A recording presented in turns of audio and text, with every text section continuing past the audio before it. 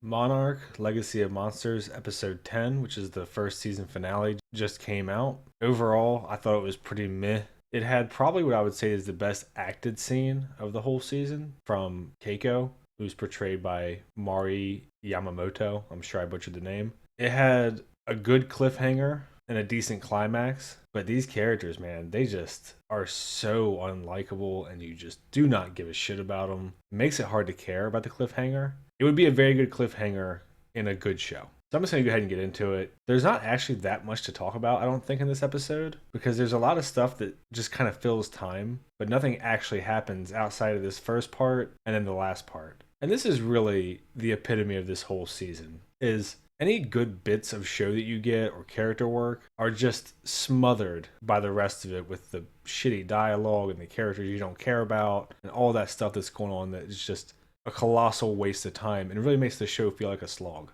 I'm not going to do a full season review right now, but if I was going to rate the episodes as best to worst, it'd probably be 9, 1, 10, and then the rest of them, with 5 probably being the worst overall because that was just miserable to watch. We pick up right where we left off, where Kate sees Keiko. As you can expect, Kate is super confused because she has pictures of her grandmother and she asks how long she's been there and she says 57 days. And Keiko thinks that finally the rescue team that she's been signaling to got there. Keiko is obviously asking about Lee and Randa because it's only been 2 months in her time. And it seems like Kate puts the pieces together here that time is really warped because she's kind of freaking out like we need to get back. But she doesn't actually explain anything to Keiko right now, which on one hand I kind of get. On one hand, it's kind of the annoying TV thing where you withhold a very important piece of information until it's dramatic. And when I said they do stuff with the characters that just makes no sense, this is the kind of shit that I'm talking about. And this is where I get really frustrated with this show. So we've seen Hiroshi on screen for like maybe 10 minutes this season. And in this scene, he's talking to Kentaro. And Kentaro is explaining that he wanted to draw a Titan out of the rift. He didn't know it was going to be Godzilla, to prove that his parents and his family weren't crazy. Literally last episode, when Lee came back from the Hollow Earth, he told them they were all crazy and that he had to bury 3 empty boxes and he was super pissed off. Like that could have been a really interesting arc to see if this show had covered more of the stuff in the past.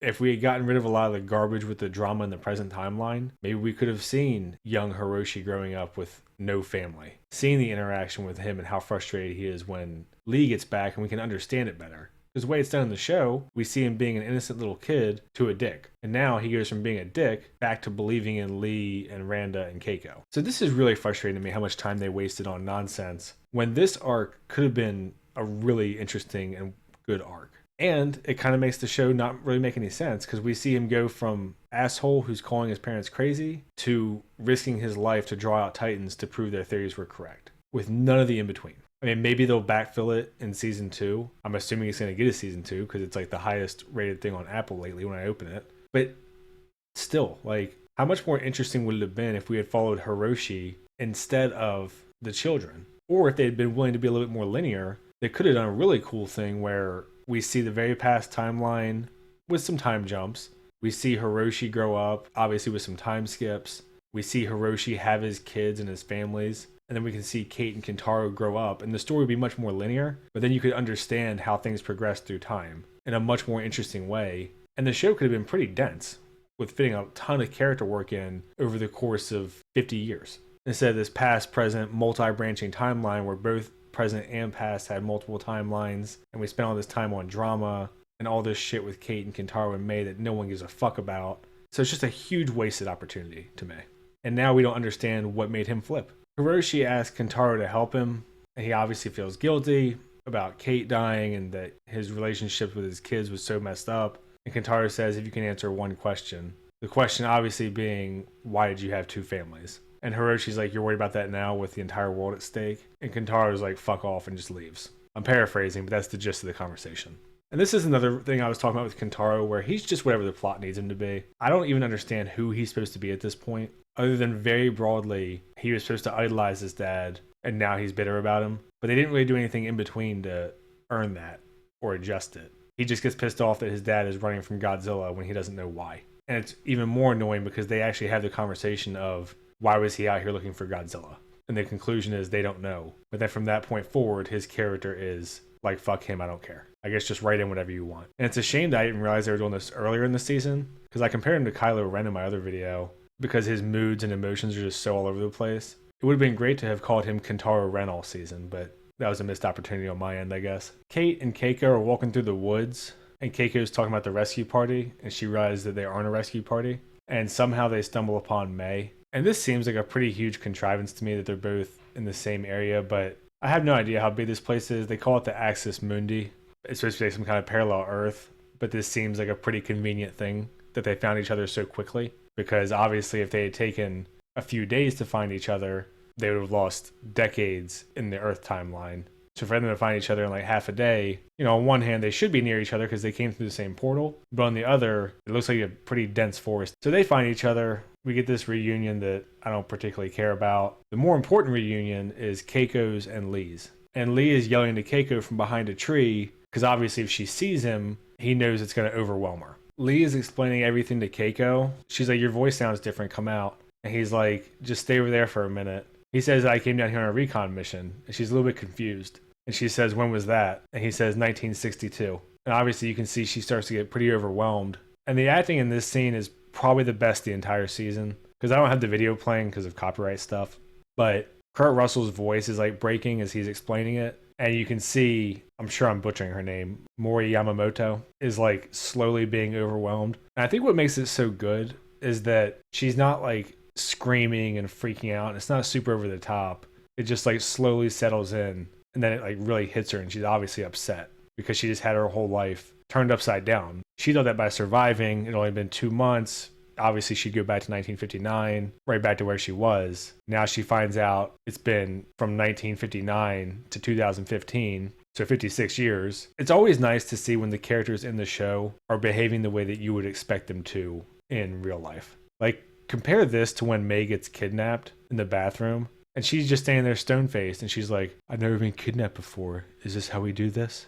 As opposed to this, where the actress and actor really go all in and are like emotionally invested. It's just nice to see. And the screenshots really don't do it justice. I just wanted to show a couple of how you can see she's slowly progressing. And she's trying to rationalize. She's like, yeah, of course, with the gravitational distortions. And she's trying to be objective. But, obviously her life has been completely destroyed from what she remembered. Even if you don't give a shit about this whole show, you can at least watch this scene. And you don't really need much context because they explain the context. Another thing that makes the dynamic in this scene so good, besides the acting, which is really good, is you have Lee who's crying because he's happy, because he can't believe that she's alive. And you have Keiko who's crying because she can't believe that her whole life's been destroyed. Because of the time distortion, they have completely different responses. I kind of wonder if this was inspired by like Interstellar or something, with the famous Matthew McConaughey scene. It's just a shame that the rest of this season wasn't even remotely this quality, or this would have been a great show, even with the lack of Titans in it. And weirdly, this episode doesn't have a ton of Titans either until the last 2-3 minutes, which I'm guessing is a budget thing. Because she actually says the line to Kate, we need to move because this is their territory. So there's clearly Titans around, we just don't see any until the very end. And just to counter that, we have Stone Faces 1 and 2 over here. Actually, they're kind of irrelevant to this entire episode. Meeeh really disappeared after her storyline was finished, which is a very strange decision. With how much time they spent on her for the last couple episodes, she's almost non-existent. This is where she just found out about Bill Randa, and Kurt Russell just says he's been gone a long time. Again, that's another thing where it's really interesting because he's upset about telling her, but he's obviously got closure with his death, but she's just now finding out again. So on top of everything else, she's lost her husband as well. And here she's really freaking out, and she's asking about Hiroshi, and then Kate steps in, which is kind of bullshit that she gives Lee to give all the bad news, and then she jumps in and she's like, oh, your son's fine because I'm your granddaughter. So she gives like the only piece of good information, well, relatively good information, that he's alive, but obviously he's going to be close to 60 years old. So her son has lived his whole life and she missed it. But the fact that she has grandchildren is still good news comparatively. This is a funny pause screen here for Tim. So Tim and Verduga are arguing because she's like, the entire Earth is at a simmer about the gamma radiation spots. And Tim's like, we need to go rescue those people because they could do something to help us. And she's like, we're trying to save 7 billion lives, not 3. And then he says, well, what if those 3 could help us save 7 billion? And these are the kind of conversations that should have been happening all season. Where there's actual debate to be had and both sides aren't just black and white, clearly rooting for one side.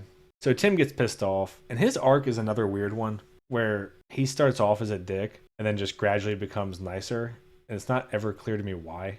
But he's arguing on behalf of going to rescue Kate, May, and Lee.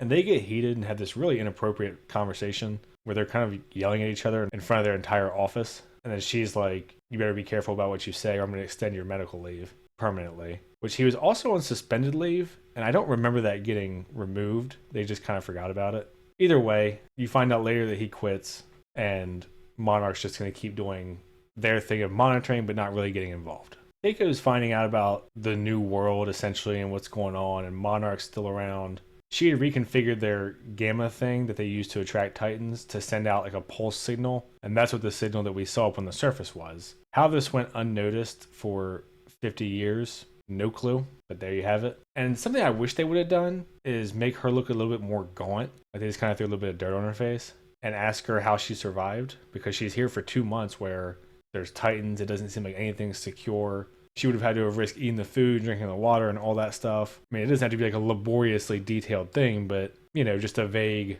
oh, I avoided these areas because I realized they were their territory and I was able to get water from the whatever spring and blah, blah, blah. Just something. Because Lee and his whole crew got wiped out in a week. And we saw them get killed almost again within half a day. So it's just been nice to hear how she survived, and they just kind of gloss over it. Anyway, the plan that they come up with is to have her reconfigure it back to the gamma thing. They're going to carry it over to near the portal that they were by, and then get in Lee's old ship and have a Titan open the door. They go through and close it again. Same idea as before for how they got there. This is all the kind of stuff that I was referring to as filler, because Kentaro is just kind of all over the place. His mom we know almost nothing about, and Hiroshi we've seen almost not at all. But now his parents are getting divorced, and she says to Hiroshi, it doesn't matter what happened between you and me, our son still deserves to have a good father. So that's a good little moment, but again, we've had like no time with 2 of the 3 characters, and Kentaro at this point, I'm not even sure who he is. They're carrying it. They're all kind of struggling a bit because it's heavy, so they take a little break because people are getting frustrated. And then Keiko is asking Lee about the new world, and he's talking about how the cars are smaller and not as cool, and everybody has a TV now, but they're flat, and people's phones can do anything. You know, they're just kind of talking. And what this is setting up for is Keiko trying to stay behind at the end because she's like, my whole life has passed me by. I'm not going to go back up there and ruin my son's life as well. And again, that thought process is way more interesting than anything that we got in the present timeline. So it makes it really frustrating that we wasted all that time on drama and love triangles and flashbacks and all that crap when we could have been having this kind of arc for Keiko. And that's an arc that I actually think is interesting. For people who've seen Shawshank Redemption, which I imagine is like everyone, Brooks goes through a very similar thing where he lived his whole life in prison. So when he gets out, he just realizes that his whole life and the world have moved on, and it's just not for him. I guess it's a minor spoiler, but if you haven't seen Shawshank by now, you're on your own. So like that kind of arc and dilemma and character development is way better than anything we got from the present timeline. I have no idea how Tim moves around, but it just seems like he's everywhere all the time. I know he was in Tokyo to be at the hospital, but I assumed he left. So he goes to get Kentaro and says, look, Kate might be alive. We have these gamma readings and blah, blah, blah. And Kentaro's like, I don't know what those numbers mean. And we get like a little thing here where he's like missing May, which is so fucking lame. No one cares about their relationship. I don't even think the actors do. I don't think the characters in the world do. And also it looks more like his sister's going to steal his girlfriend anyway. So hopefully they drop that whole plot thread next season. And the conclusion they come to is they need Kentaro's dad. So obviously you needed a plot device to bring Hiroshi back into the story and make them reconcile. I jumped ahead a little bit in the previous scene here. This is where Lee is explaining about the new technology and what the world is like and blah, blah, blah. And we do get to see that she has a little gourd or something that she's drinking out of. So that's something at least as far as how she survived. And again, this is another thing where it doesn't seem like they have any idea what they want the characters to be. Tim and Hiroshi know each other, and he shows up with Kentaro, and Hiroshi's like, what do you want? So they hand him the signals they're getting, and they're like, hey, we think Kate's alive. We need your help. And Hiroshi, for a while, is like, no, fuck you. You're being cruel. They're dead. I know it's mathematically possible. And then essentially they bitch at him a little bit, and he just yields. So I don't know if that's just to fill the runtime. I don't know if it was to give the appearance that he's a dick. They just kind of dragged out this scene and made him an asshole for no reason as far as I can tell. Eventually, he's like, okay, but Monarch's not going to give us resources. And Tim's like, I found another way to get to him. And we found out that this is going to be Apex, who are the ones who develop Mecha Godzilla later on. We cut, and they're almost there. and they banter a little bit about falling down a hole. Lee's like, did we fall down a hole or enter a hole? A very shorthand way to explain we went to a different dimension pretty much. And I kind of skipped over it earlier, but another scene that I thought was weird was when Keiko asked Kate what Hiroshi's like. She praises him as like a family man and all this shit, and it's just really strange. And the whole time May's making a face that's like, bitch, what are you talking about? So that's one of those things that I guess if you wanted to be charitable, you could say, oh, she was trying to spare her feelings, but it's just strange coming from Kate. That's the type of scene that I would have expected much more from Kentaro if he had actually been included in this instead of just left on the surface to fuck around for the finale. They find their ship. Lee's very impressed that it's still working after 50 years. Keiko's like, it's only been a few weeks. And Lee's like, yes, thank you very much for reminding me. So there's some nice little banter in there. And outside the ship, Kate's like, hey guys, something's nearby. So their plan is to get a Titan to come nearby. And Lee says when it's at 3,000 meters, hit the button, we'll go through and close the door essentially. This is where Keiko says that she wants to stay behind and that she doesn't want to ruin her son's life twice and all that stuff. Her husband's gone. There's really nothing left for her. And again, this could have been really interesting if we spent more than 5 minutes with this idea. But they didn't, so this is what we get. And this is something that I really hate that a lot of shows do. And actually Rebel Moon just did it recently, where Kate is like, no, you have to come back and blah, blah, blah. This world's taken enough from me. It's not going to take you too. And then Keiko's like, oh, okay.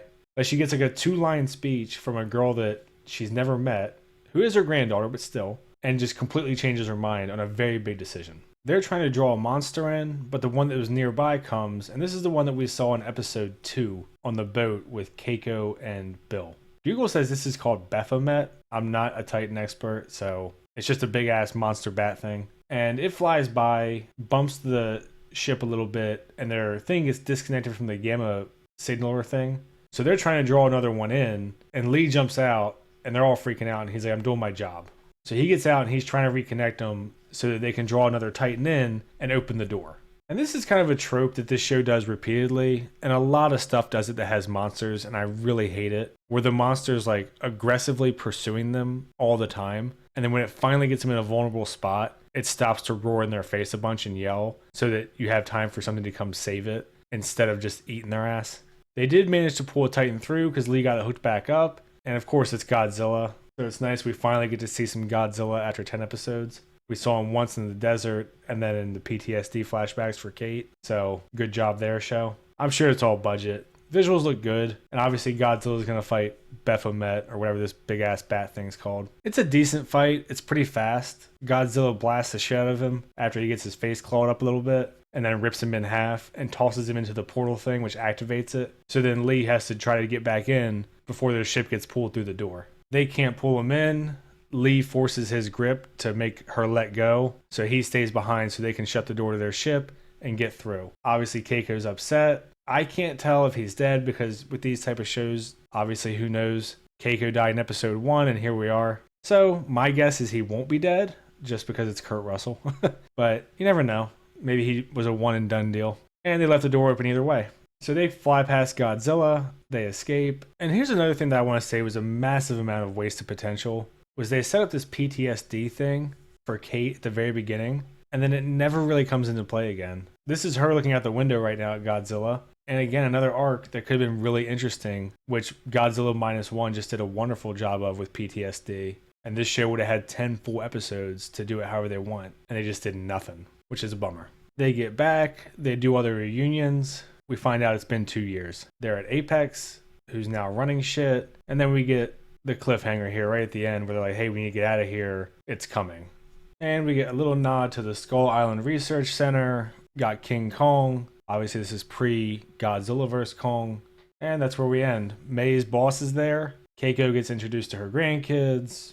This is all fine stuff. Obvious cliffhanger. Again, these are all things that I think could have been worked into the story to be really meaningful if the character work had been better.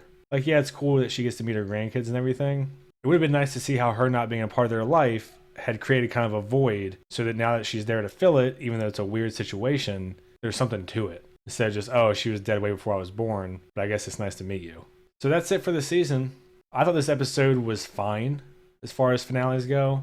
The last 2 episodes were definitely the strongest part of the show, along with maybe episode 1. I might do a full season review now that we have context for everything. because it seems like they had a bunch of good ideas mixed in there and they just didn't know how to incorporate any of them, which is really frustrating. And you have to wonder, how much does other motivations impact the story? Like, obviously there was a bunch of stuff that I felt was culture war motivated that really brought the whole season down and made the first 8 episodes pretty much a slog. It's hard for me to imagine that this show has much rewatchability for anybody outside of the last 2 episodes. You go multiple episodes where the past timeline isn't even a part of it. And even when it's a part of it, it's usually the smaller part of the past and present timelines. Maybe they'll get their footing under them and season 2 will be better. Maybe they'll swap some characters out. I have no idea. I guess we'll see what they do with it. This episode in isolation had a lot of neat ideas on its own and no time for them, which is really a shame.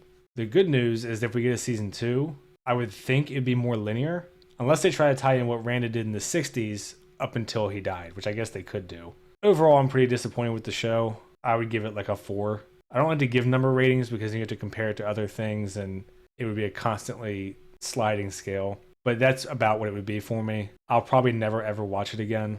The one good episode 9 and the decent episode 10 don't outweigh the other 8 episodes for me. And certainly not enough to commit 7-8 hours to rewatching all of it. So that's where I'm at with it. I'm 50-50 on if I want a season 2. Because on one hand, they could make it a lot worse. But on the other, if they've got their footing under them, maybe they can just go and it'd be much more simple and just a straightforward story. That would be nice. I don't want to keep going though. Thanks for everybody who's watched all my videos. Obviously, go ahead and comment. Let me know what you thought of this episode and the season. I'll try to respond. I typically respond to every comment that's not just insulting me. So even if you disagree, I'll still try to respond as long as it's productive. Yeah, so like and comment, subscribe and all that shit. The next show that I watch will probably be Halo Season 2 because Season 1 was an absolute nightmare and it pissed me off, so I'm going to keep bitching about it. Thanks. See ya.